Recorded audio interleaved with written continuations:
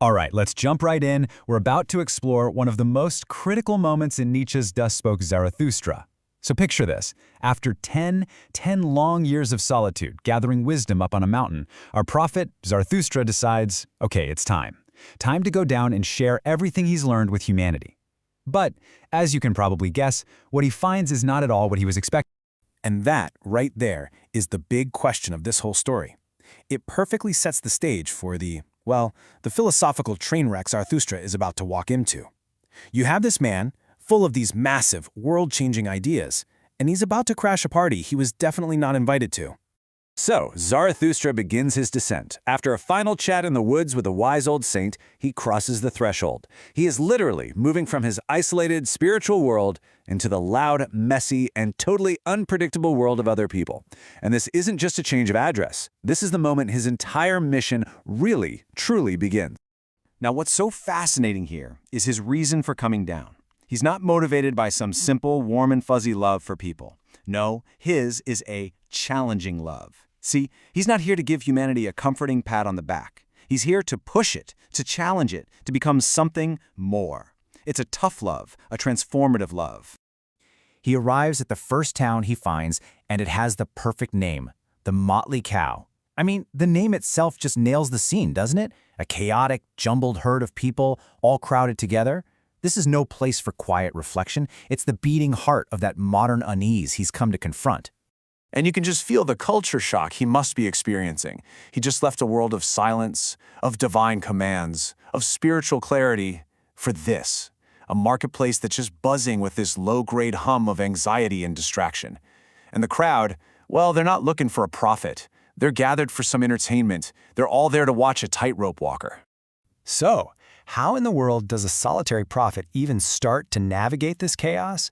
Well, he didn't come down empty-handed. He brought his supernatural aid with him, two incredibly powerful inner tools, symbolized by an eagle and a serpent. Think of it as his arsenal for the soul. Okay, let's break this down because these symbols are so important. First, you've got the eagle's pride.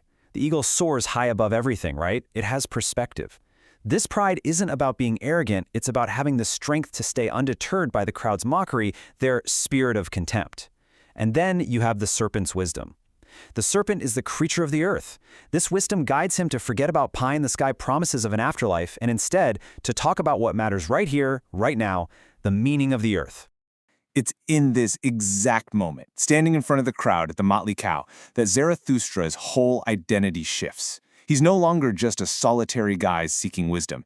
He becomes a herald, a messenger, for a new kind of human he calls the Overman. He starts his speech with this direct, almost insulting challenge. He looks out at this sea of faces, at all of humanity, and he tells them, you are not an end. Just stop and think about hearing that. The idea that you, your society, your species, you're not the final product. It's a radical thought, especially for an audience just waiting for a circus act. And then he drops the next piece of the puzzle.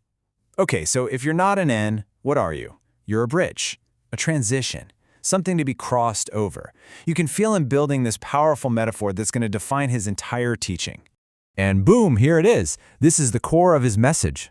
Zarathustra sees humanity not as some stable, final destination, but as a dangerous, tense crossing. We are stretched, like a rope, between our animal past, the beast, and our potential future, the Overman. And what's below us? A great abyss. It's not a state of being, it's a dangerous journey. So, how does the crowd respond to this deep, challenging vision of a dangerous journey to greatness? They laugh, they mock him, and in that laughter, Zarathustra sees the real conflict, clear as day. He's offering them a difficult path to becoming something more, but what they really want is the exact opposite. They want comfort, safety, and an end to all struggle. He realizes they don't want the Overman at all. They're yearning for its polar opposite, and he gives this ideal a name, the last man. This is Nietzsche's absolutely terrifying vision of where modern society is heading. A creature of pure comfort, pure contentment. Someone who takes zero risks, seeks zero challenges, and is just perfectly happy in their small, safe life. A life of, as he puts it, blinking stupidity. Completely empty of any great passion or strive.